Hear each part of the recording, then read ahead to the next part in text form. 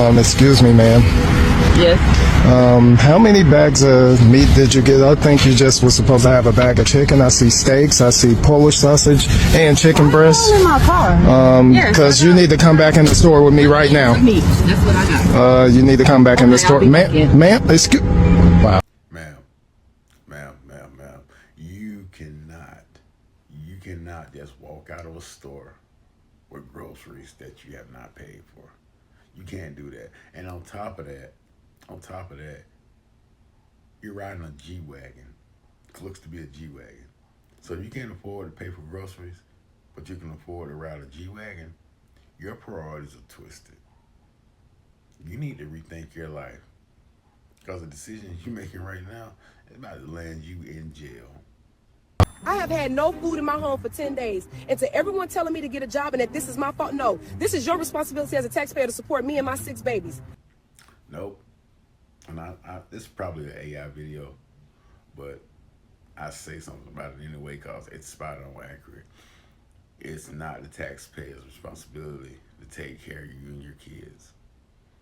I mean, just think, you and a guy, y'all were together, creating those kids, enjoying the moment of creating those kids. So it's only fair that you and the guy enjoy the moment of taking care of those kids.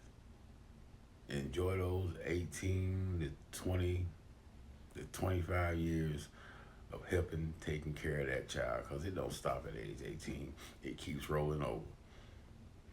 You make them, you take care of them. Stop relying on the government.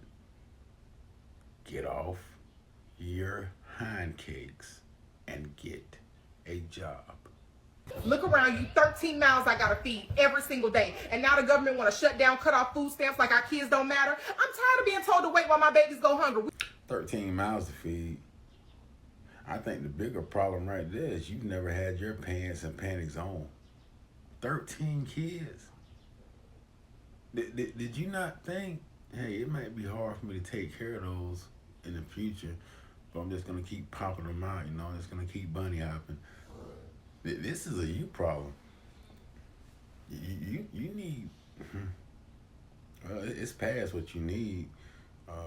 You should have tried birth control, or somebody should have tried condoms.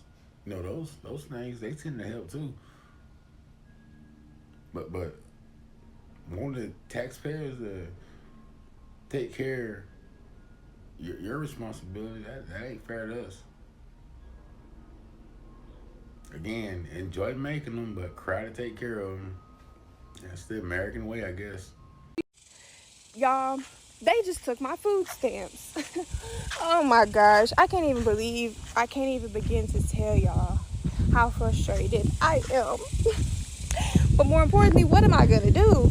Now, I told y'all something was a little iffy and that we have to get our ducks in a row, y'all. We have to get our ducks in a row, because guess what? Now I gotta figure out myself, but that's cool. The whole thing is they're doing food stamp reductions.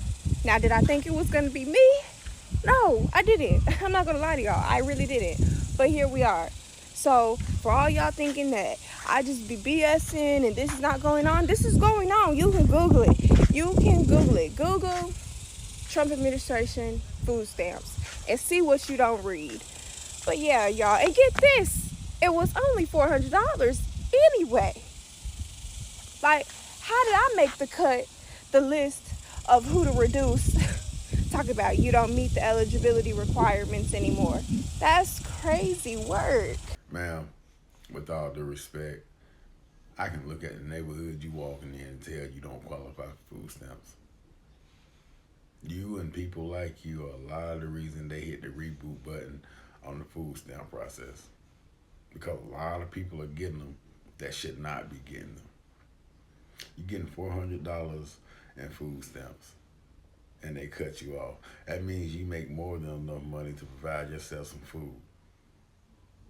But what you're doing is putting it towards cars, other accessories, probably nice house, big house, and then relying on the government to provide you food, and which that's not what it's for.